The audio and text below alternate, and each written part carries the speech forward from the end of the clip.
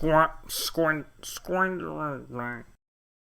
just 2 weeks until the 2025 British and Irish Lions squad is named. It's Christmas for those of us who like chatting about rugby in a pub, and so with Andy Farrell's announcement so close, we decided to go deep. One by one, over the next 2 weeks, we're going to be diving into each position, every contender, what Farrell wants and needs from his squad, what the model ideal player he's looking for might be, how these individuals might fit a game plan, and slowly assembling the team it makes most sense that he would take down under. In a few days' time, we'll delve into the halfbacks, but right now, it's time to sit down and dissect Andy's options in the front row. I think where we should start is probably with Andrew Porter. Yes.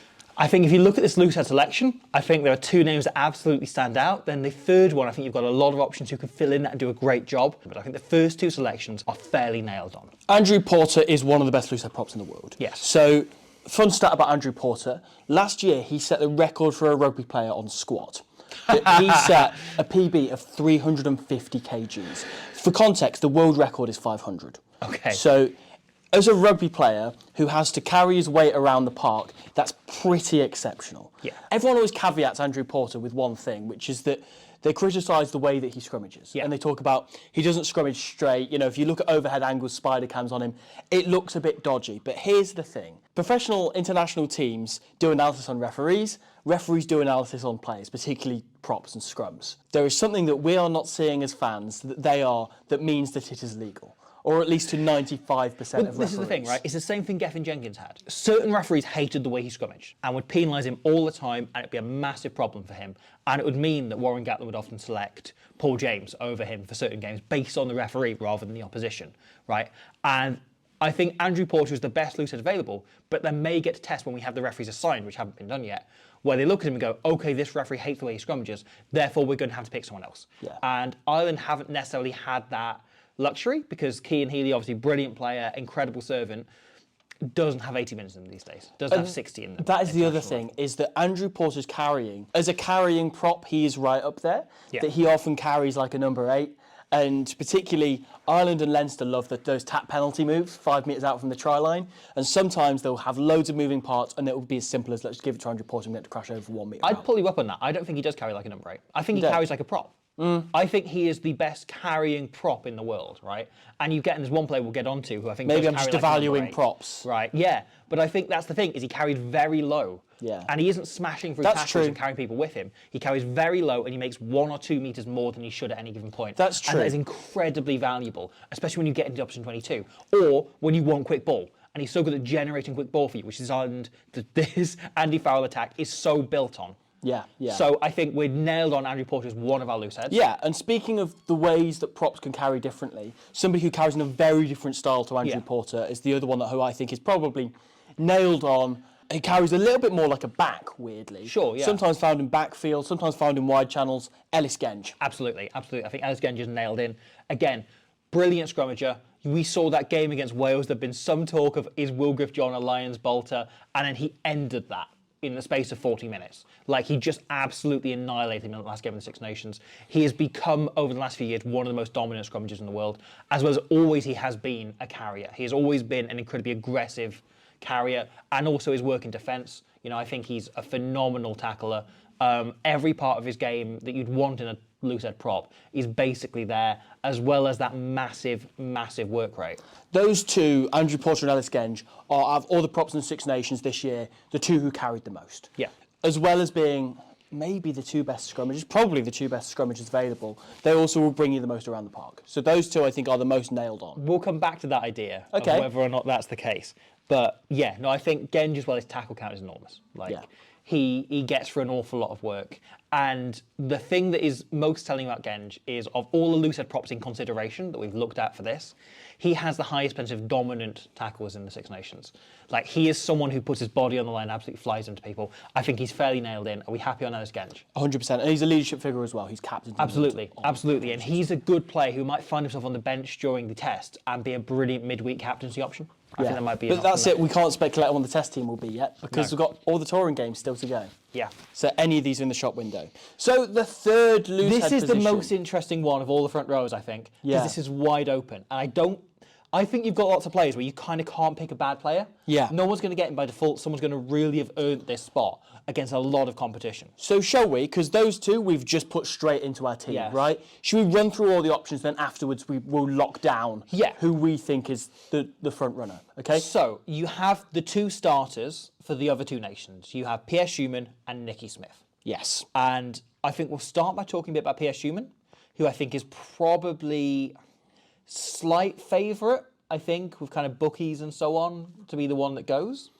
And I think it's very much deservingly so. Again, you look at his carrying, right? And his carrying is ridiculous. 51 carries in the Six Nations. And he makes meters on his carries as Yeah. well. Think of the chant of shoo every time he gets the ball on, how long that goes on for.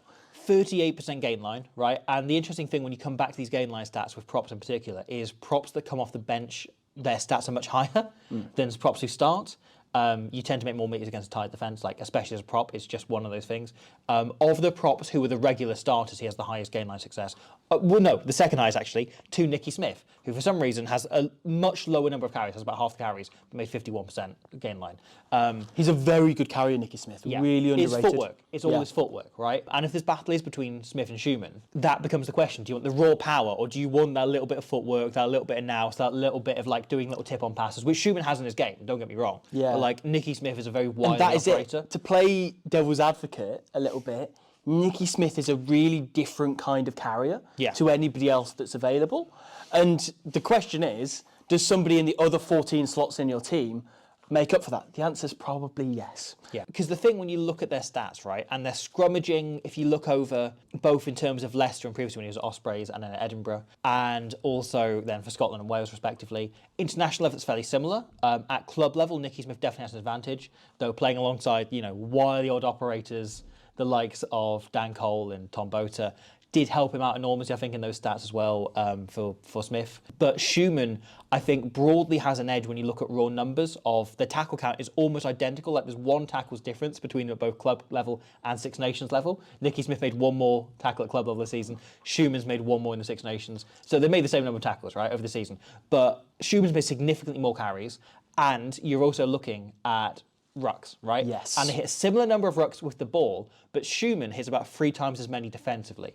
The part of this, again, with all these stats, comes back to how the teams defend, right? And Scotland do want teams hitting those breakdowns and trying to slow that ball down a little bit. But does that become a factor? Do you go like, okay, he's doing more when they don't have the ball rather than just setting into line? The thing that this stat doesn't tell is whether it's the correct decision to hit a ruck defensively.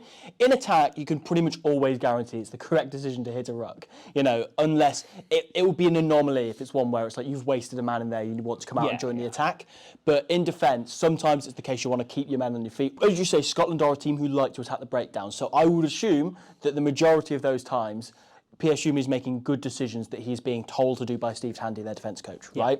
So a stat that when we're looking at the forward pack, we will talk about a lot is the combined number of rucks, carries and tackles hit, both sides of the ball, by these players. Because I think that's a good indicator of the player's work rate. So the highest, as far as loose head props go, you're looking at Andrew Porter, has 222 combined over the course of the Six Nations.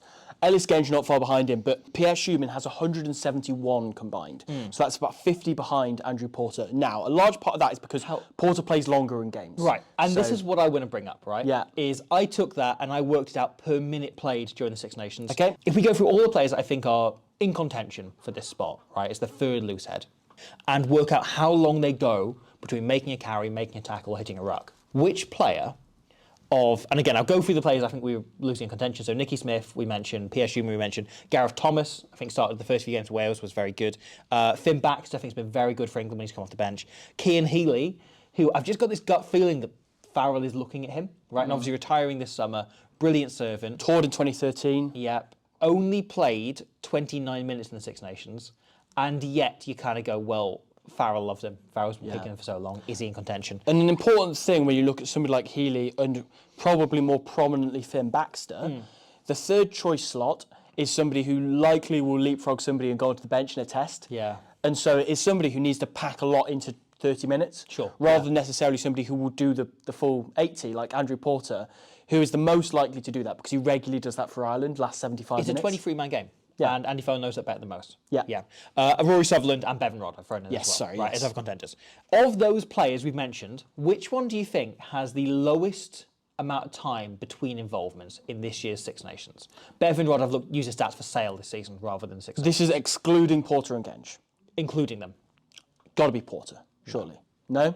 Porter is second, 1.4 minutes between involvements, which again, when you consider the ball is out of play for most of the time, that is an unbelievably high work rate, right? There is one player on 1.3 who is marginally above him. Who is it? Gareth Thomas. Right, okay. Because Gareth Thomas's tackle count is outstanding. Yeah. And also just generally the effectiveness of his tackling is phenomenal. So Gareth Thomas, I think, has flown under the radar a bit because he is a good scrummager, right? Like, you put him alongside a good tight head and he will get on top and he'll dominate. But you put him alongside a less good tight head and I've seen him struggle plenty of times. And he doesn't quite have the reputation that a lot of these other loose heads have. However, right, you say his tackle count is unbelievably high. He carries quite a lot and he hits a huge number of rucks. And the most impressive part of this is, obviously, we talk about Andy Farrell. Work rate is his whole thing. Work rate is the most important stat when he's looking at anyone in attack and defence, particularly in attack. How quick do you get back up to your feet and get involved again, right? And Thomas has that going for him. But the other thing he has going for him, and if we're to look at all of these players that will go over, the hundred we go over in Lions contention here, one of the questions is, what would they bring to the Lions that another player in their position couldn't bring? Yes. And Gareth Thomas is one of the best chop tacklers in the world. He is. He is phenomenal at getting low around the ankles, wrapping them up and dropping them, right? He doesn't melt people in the way Genge does or Porter does. He goes, as you say, for the Dan lower half Lydiate of the legs. style. Yeah. And the thing is, when you suddenly introduce into his team something he's not had as much of, playing for Wales and for the Ospreys, you introduce like the Caelan Dorrises, the Josh van der Fleers, alongside potentially a Jack Morgan. Not saying any of these guys are going to go, but in terms of the options that they'll have, you know, Rory Dargers, lots of jackling options, they always profit off chop tackles. Because you get somebody on the deck, they're straight over. He was joint with Francois Crowe for second most turnover assists in the Six Nations this year. And we see it at club level all the time when he plays alongside Jack Morgan and Justin Tipperick. And the amount of times he feeds them turnovers by just getting low and turning that over. Imagine that with a world-class back row. Yeah.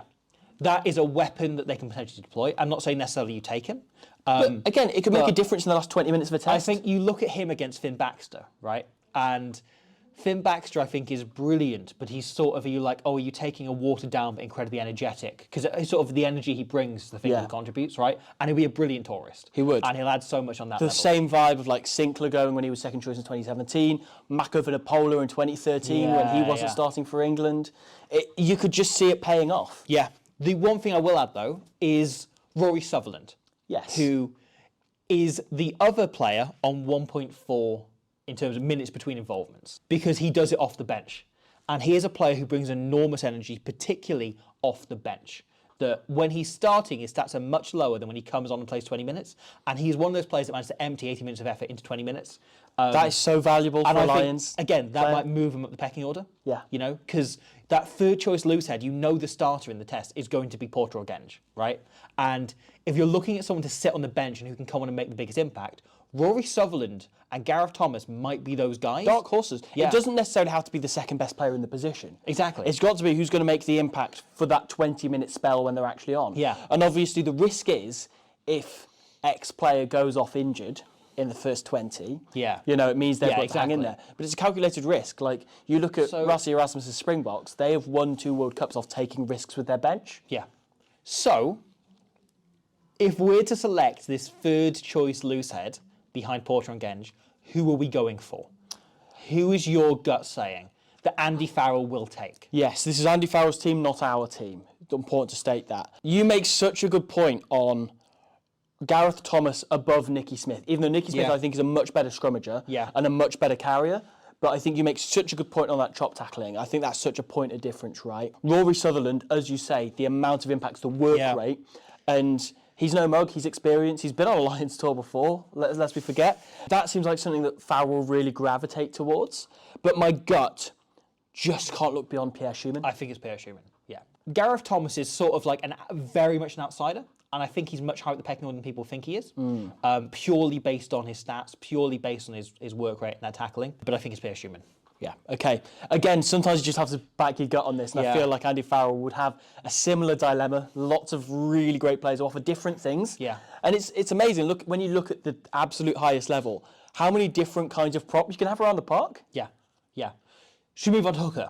Let's do that. I think there's one name at hooker who's absolutely nailed it. And I don't think it's even in the way that Genge and Porter are sharing the shirt between them, and one of them's going to end up being the loose head, and the other one will probably, potentially be on the bench. Dan Sheehan is penciled in at number 2 for the Lions. He's one of the best rugby players in the world at the moment. Arguably the first name on the team sheet in the whole Lions Absolute squad. dark horse for the captaincy as well. Yes. I think there's 4 players who I'd say are pretty much nailed into their position. Which we will discuss later on. And there's still a chance for everyone else to take the shirt off them in tour games. But as we stand at the minute, I think there's 4 players who are very far away, and Sheehan is one of them. Yeah. I think, dark horse for the captaincy. I think has been absolutely brilliant. We saw the impact he made against England in particular, and then when he came in and obviously started and captained down in one game as well, how good he is. Yeah. And it is the things that he brings that no other hooker can provide, right? Which has traditionally been, he plays a bit like a winger. Yeah. That we see him in those wide channels, Ireland run all sorts of moves designed to have him there because he's incredibly quick, incredibly dynamic, carries unbelievably well, but also can do one-man clear-outs, right, if they play wide. So there's no risk at all at ever playing wide because he can just smash a ruck on their own. Yeah. He has every aspect in the game you could possibly want from him and is so critical to the way Andy Farrell plays. He's such a weapon. It's so interesting because no other hooker that we're going to pick is going to be anything like Sheehan. No. So there will be a bit of shell shock when he comes off, if he even comes off. Yeah. He's probably an option to play in different positions as well, later on in games when players start to tire and so on, because I think he's so important to keep on the pitch. And I'm quite surprised that Leinster Ireland haven't done this too much. An example of how he's just borderline revolutionising the hooker position. Obviously, we've seen other hookers like this before. We have the likes of, Dane Coles, Cody Taylor have come by in years gone by. To a certain extent, Peter Movaka. Yeah. There are hookers like this in the world, but I think that he's taken it to its logical extreme. So this example from Leinster a couple of years ago, where he throws into the line out, and then immediately, as soon as he's gone in, there's a fake maul, and instead of joining the maul, he has dropped back into the winger position. Because Leinster like to use James Lowe in the middle of the field. Now, Ross Byrne then drops off in behind to James Lowe, who he stood in his sort of pseudo boot, kind of his pocket, I guess, as a left foot kicker, boots it downfield, and immediately, because James Lowe's in the middle, Dan Sheehan has acted the winger role. He's dropped back into an onside position and chased the kick because he's super, super fast. He is as fast as most wingers, certainly in club rugby, if not in international rugby. James Lowe then hits the 50-22 off this set play because they know they've got a hooker who can chase that kick in a genuine winger's role. And if that ball stays in play, he is getting them to deck and possibly tackling them into touch. Yeah. Or Dan Sheehan, turnover. Exactly. Because he has that to his game as well. And you look at the hat-trick he scored against Italy this year, the majority of the tries he scored are scored as a back. Yeah. And he is a genuine extra option in that back line. Already the all-time top try scoring forward in the Six Nations. And he's 24, 25? Crazy. He's ridiculous. And I think absolutely nailed into this team. And he also, though, creates a bit of a problem, right? Because I think the other 2 hooker spots are pretty wide open. I think you've got 3 or 4 players who are looking for those positions. I'll mention some others who I think are, also rounds also in contention. Dave Cherry had a good Six Nations for Scotland. Yeah. And is right up there, works incredibly hard. Really good carrier, really good line-out thrower as well. Yeah. Which I think is very much in consideration. Luke Cowan-Dickey, incredibly physical. When he hits something, it stays hit very much. Once again, that chop tackle factor that you're on about with Gareth Thomas, really important. That's the trademark of Cowan-Dickey's game. This is it, right? He's one of the best chop tacklers on the planet. His stats are lower than a lot of the other starting hookers, and yet what he contributes in them, what you don't get in the stats is the physicality he brings. It's the way he is so aggressive and the way he flies into things. Yeah. No concern for his body whatsoever. That is it though, because sometimes rugby is score. just about whacking things. Yeah. And Luke Cowan-Dickey, in terms of just that, is the best option. Yeah, absolutely. Elliot D, again, probably not too much in contention, but I think he's a player that if he got called up, I don't think he'd let anyone down. Yeah. I think is there or thereabouts. Again, very high tackle count on him. Yeah. Theo Dan. Theo Dan's class. Theo Dan is also the closest thing you have to another Dan Sheehan. Yeah. Right? Someone rapid. I think we are seeing the start of Dan Sheehan becoming the mould. And, I went to watch Osprey Scarlets under 16s, right? And both hookers were built like Dan Sheehan. Both were tall and rangy and spent most of the time on the wing, running around. And we're seeing the start of this evolution. And you're seeing more and more of these. It's very hard to mould a player into that, isn't it? Will be the first Romanian Lion, I believe, as well. Of course. should have played for Romania. But I think then we've got a few players who are the overs in contention, right? I think we've got 4 hookers, I'd say very much battling out for those extra 2 spots, really. The first of which I'd say Gus McCarthy, who made his debut for Leinster this season, and his rise has been meteoric. But he is a brilliant, very classic hooker. The player he reminds me of a little bit is Julian Montoya, in the way that he is incredibly smart in the way he uses his body and his frame. That it's not about being dynamic in the Dan Sheehan way. It's about hitting rucks. It's about clearing out differently. It's about being smart in terms of how you drive around the field, how you get yourself involved. It's making an impact in everything you do. And his work rate is very high, don't get me wrong. But like, it's about what he does and how he does it and the intelligence he plays that position with. I think Gus McCarthy's such an interesting one because he's an animal around the park, as you say. And Farrell loves and him, yet, right? Like, Farrell called him in the autumn to be injury cover, to just train with the squad, and he ended up playing 2 games and winning 2 caps. And scoring tries. Because Andy Farrell said, I saw how good he was. Yeah. You know, and I couldn't resist putting him in the team. The definition of a dark horse, isn't he? But as well as being an animal around the park, when you do catch him in those wide channels, he is no slouch. Yeah. You can tell he's grown up with the Leinster hooker being Sean Cronin, a man who was very unfortunate not to be a Lion himself, that he has some gas and he can bump players off when he actually gets a bit of space to run in. I'm so excited by Gus McCarthy, and he's such a good option. We've got 2 players then that are Lions themselves. We've got Ronan Keller, who got called up on the last tour, wasn't in the initial touring party, initially called into training and similar, ended up in the eventual touring squad. Very, very solid option. Again, Farrell knows him, knows he can trust him, and I think that might be something that could give him the edge. He's very much a system player. He fills in, he does the role flawlessly. He is the evolution of what the classic hooker has become, in that if you went back 10 years ago, you'd be like, look at this Hollywood hooker, look at like how dynamic he is. And now we look at him and go like, oh, he's a classic hooker in like the Brian Moore mould. It's very much a sign of how it's evolved when you put him in. And a few times in that first game against England in the Six Nations, and I can't show any examples, I apologise, but where we saw them running moves clearly designed to be wrong with Sheehan, and he didn't have the pace to keep up with them. Yeah. And yet, also, you look at his work rate, the amount of work he gets through. He is also one of the 1.4 club. He is the second hardest working of any of these hookers in terms of their involvements per minute. He's exceptional at the breakdown as well. To the guy we'll get onto in a minute, who had the advantage of playing fewer minutes, right? So it does kind of, add up. You do get worn down when playing more minutes. So yeah, breakdown threat as well. He's in contention. But he's a real good contender. But the other Lion that's been in the last 2 tours and has been brilliant on both of them is Jamie George. Yes. The one thing that stats just do not account for is leadership. Absolutely. And Jamie George, whether he's in the starting team, whether he's on the bench, whether he's in the midweek team, he will bring you exactly the same.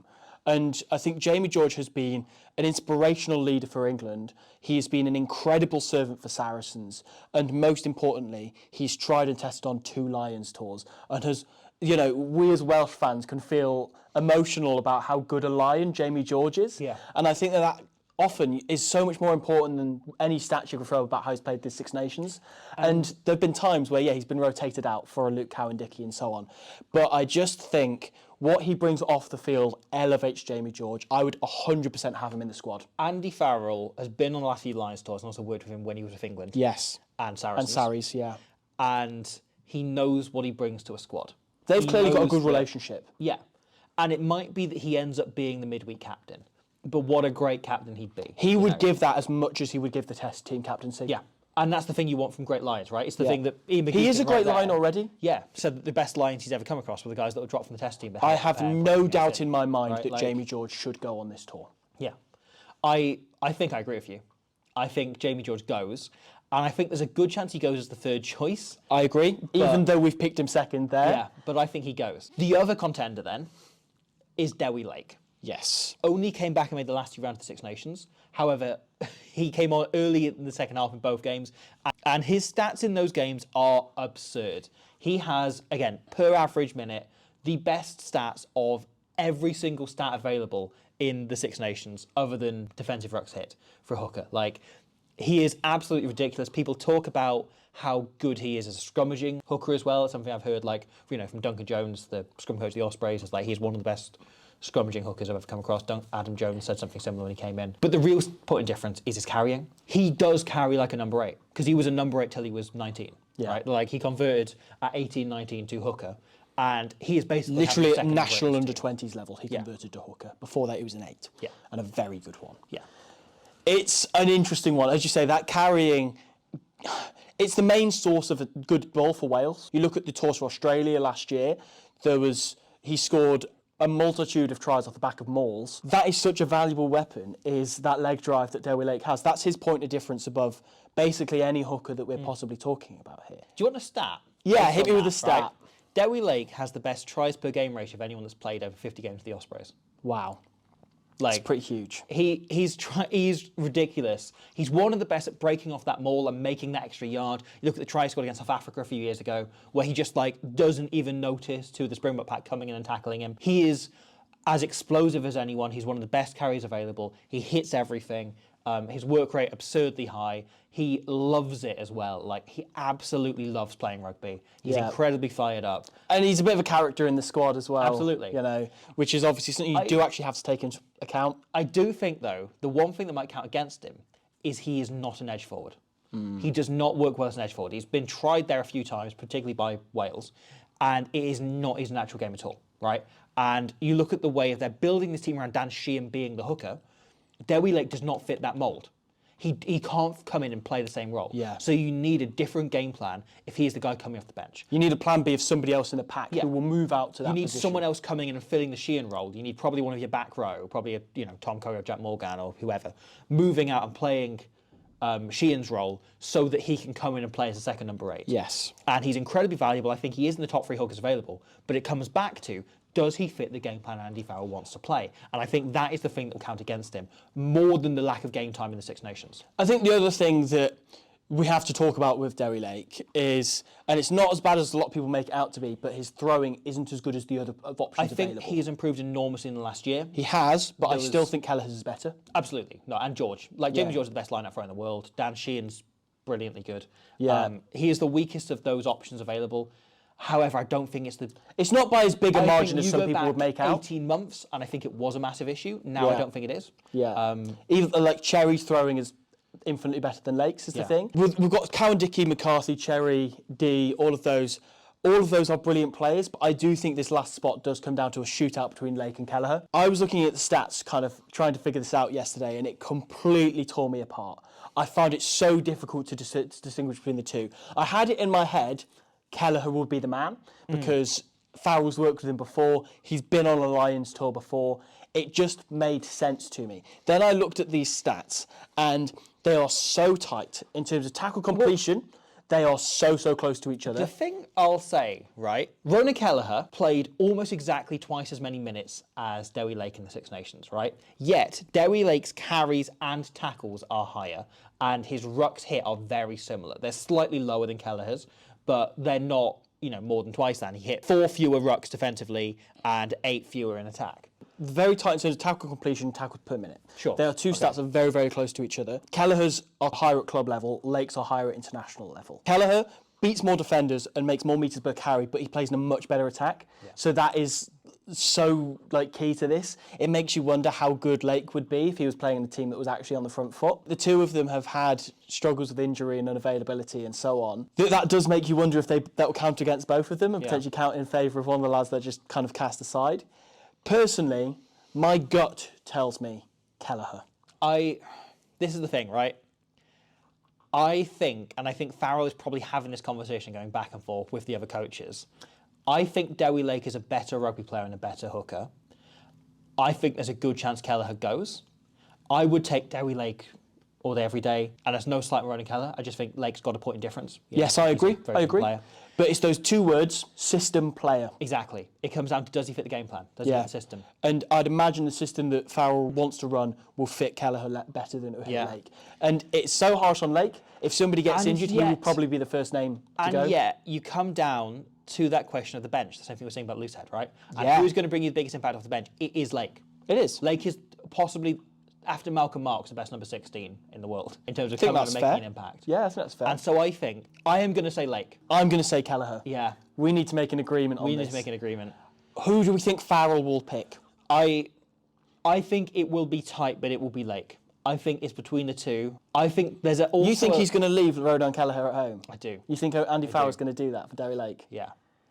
I can't see it. I don't disagree with you. I think I would take Lake. If I was doing a team, and that's a video for another time, I would take Derry Lake because I think he's an extraordinary rugby player. I cannot see Andy Farrell leaving Kelleher at home. I think this could be the tightest call of the entire squad. I think it's so. one of them. How about we move on to tight head, and then we are just going to blurt out a name at the end. Okay. When we go back through. Because I think I am leaning Lake, but I'm more torn than you are. So I think we're probably leaning Kelleher. Yeah. But I think it could go either way. It could. I think we're both on that. It's a win-win situation, is the thing. Yeah. Both are absolutely like top-end international players. Yeah. Tight head, I think, again, there's a couple of names that come up. You know, Joe Hayes had a great Six Nations. Thomas Clarkson, I think, is someone Farrell, again, trusts and might lean on. Kyle Sinclair as a bolter. Asher Poku-Forgeau, again, is the classic bolter shout, right? Yeah, I don't think he's realistically in contention, but an up-and-coming proper scrummager who has bullied some big names in the likewise, opposite end of the scale, Dan Cole, as just if you want an out-and-out scrummager. Archie Griffin, you know, been great for Wales in the past, but really, I think this is a four-horse race. I think there are 4 players in contention, and one of them is going to be very, very unlucky and going to be sat on a standby list somewhere at home, possibly just flying out and sitting in the Cook Islands anyway, on holiday, just hoping for Geography 6 call up. And I don't know which one drops out, right? Any of them could drop out. Xander Fagerson, Will Stewart, Tyke Furlong, and Finlay Beelum. It's so tight. It's such a close call between all this. I don't think any of them are nailed on, but I think the 3 will be selected from those 4. I've constantly gone back and forth and gone, oh, no, they'd be all right without this guy. No, they wouldn't. Yeah. No, they wouldn't. And you think about it. If I were to pick who I think the most nailed into the squad will be, I don't mean first choice, but nailed into the squad, I have to say, this guy's stats blow me away. Yeah. Xander Fagerson. Yep. He is phenomenal. Most hit rucks of anyone in the Six Nations, they are just absolutely ridiculous. He hit 142 offensive rucks in the Six Nations, right? The next closest prop to him were both Beelum and Stewart, tied on 80. They were 62 behind him. That is almost half the amount that Fagerson hits in attack. That is so valuable. Obviously, this is casting aside that Fagerson's a very strong scrummager as well. But his work rate around the park is incredible. His work rate is world-class back row numbers. Yeah, exactly. If you, once again, go back to that stat of combined rucks, carries and tackles made in the Six Nations, he was 3rd place of everybody in the Six Nations, not just props, everybody. Jack Morgan and Rory Darge were the only 2 players ahead of him. Yeah. He's a tight head prop. He was ahead of Caelan Doris. Yep, and also tight head props aren't supposed to play long enough that they can rack up those stats, you know. But he's so insanely fit. The same thing we were saying about Andrew Porter. If he makes the test team, he can last a genuine 60 to 70 odd minutes. And also, the scrum was the area that I think people brought up. Then you had that knockout game between Leicester and Glasgow, and he smashed Nicky Smith. Like, he was completely on top. Yeah. And that took any doubt in that area away. Yeah. And that becomes another side that I think is very, very interesting. I think you're right. I think at the very least, Andy Farrell put him in the squad because he wants to work with him, right? And it might be that he ends up going for one of the other players as the starter, but I think he's going to go, no, I want to see what I can do with these raw materials. Yeah. I want to see what I can do that perhaps he might say Gregor Townsend isn't getting out of him. Yeah, Andy Farrell values work rate and physicality in any forward, or any player, really.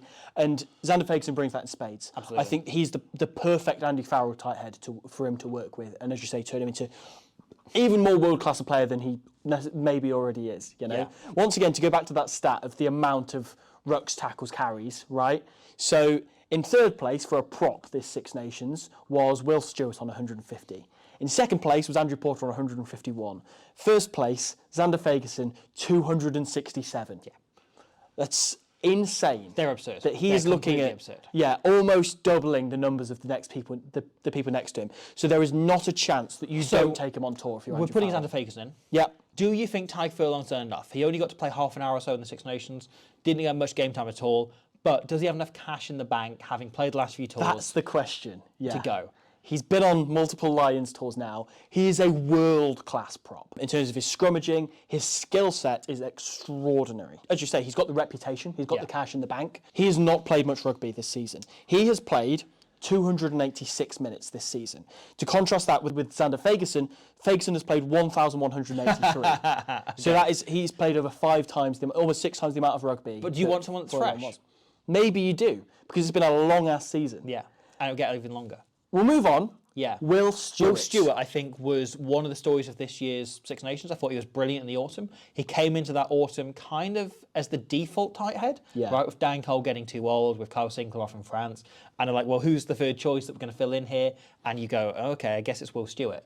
And then I thought he was really good quietly in the autumn. And this is another thing that Farrell might look at is his skill set, right? The side steps are the talking points, but also his distribution, his range of passing. On turnover ball, he will fling the ball to whoever's in space. Yeah. And that is really necessary. And I think that might be something that really helps him in terms of being able to fill into that system and work differently in terms of liking having players throwing lots of little passes. The thing that impresses me most about Will Stewart, or certainly the Six Nations, alongside the sidestepping, because that's obviously the number one point for a tight head prop. It's the most important part of a tight head prop's game, other than goal kicking, obviously. But his effectiveness on attacking ball at the breakdown, that if somebody is over the ball and they get whacked by Will Stewart, they are releasing that. I think he's kind of got to go. Yeah. Finlay Bealham, I think, is a player that's reputation has enhanced for the fact that no one notices he's playing. Tyke Furlong has been talked about as the best tight in the world for better part of a decade at this point, right? With Franz Malherbe occasionally just stabbing in and going, scrummaging is the most important part of a props game. But Tyke Furlong has it all. But how good's his left peg? Yeah, exactly. Can kick, can pass, can carry, can do the lot. And yet, he has missed an awful lot of rugby over the last 3 or 4 years, right? And yet, people are still calling him the best tight in the world because they forget that Finlay Bealham has played most of the minutes for Ireland over the last few years. Finlay Bealham has increased Tyke Furlong's reputation. Like a ghostwriter, isn't he? Exactly. He has ghostwritten Tyke Furlong's reputation over the last few years. And he basically does the same job. He's the same guy, but with dreadlocks. Yeah. And say what you will about that, but perhaps there's a little bit less stardust than there is with Furlong. You know, perhaps there are fewer 30-metre missed passes. Instead, he's only throwing 5-metre incredibly accurate crisp passes. Yeah. But I think my gut is, right, you take Finlay Bealham and you take Will Stewart and you have Tyke Furlong on the reserve list and see how fit he gets. That is exactly what I was thinking. Tyke Furlong, I just think he's a world-class player, doesn't have enough rugby under his belt at the moment. Yeah. He does to go, but there are European knockouts to come. When you've got 3 genuine options like those guys, then you can't discount any of those for a Furlong who's not played as much. And Finlay Bealham, I cannot talk highly enough of how good he is. He's bordering on world class, if not world class, as you say. People have his invisibility is a superpower, which sounds like a diss, but he has just got down, scrummaged, carries incredibly well. So good once again on that chop tackle, really, really prominent part of his game. And those little tip-ons, where he just really suits this system. And I think Finlay Bealham is probably the front runner to be a test starter at this point, if you want to call it. Obviously, as I say, there's tour games still to come.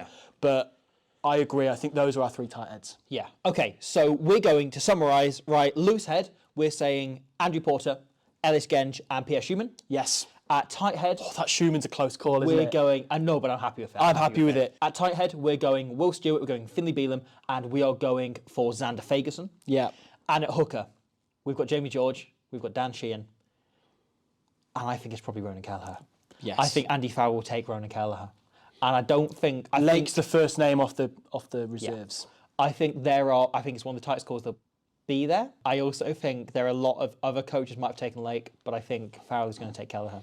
It's a man that he's got a good relationship with, that he's worked with a lot in past and has been on a Lions tour. Absolutely. It's not a no-brainer, but it makes sense. Kelleher will be brilliant on that tour.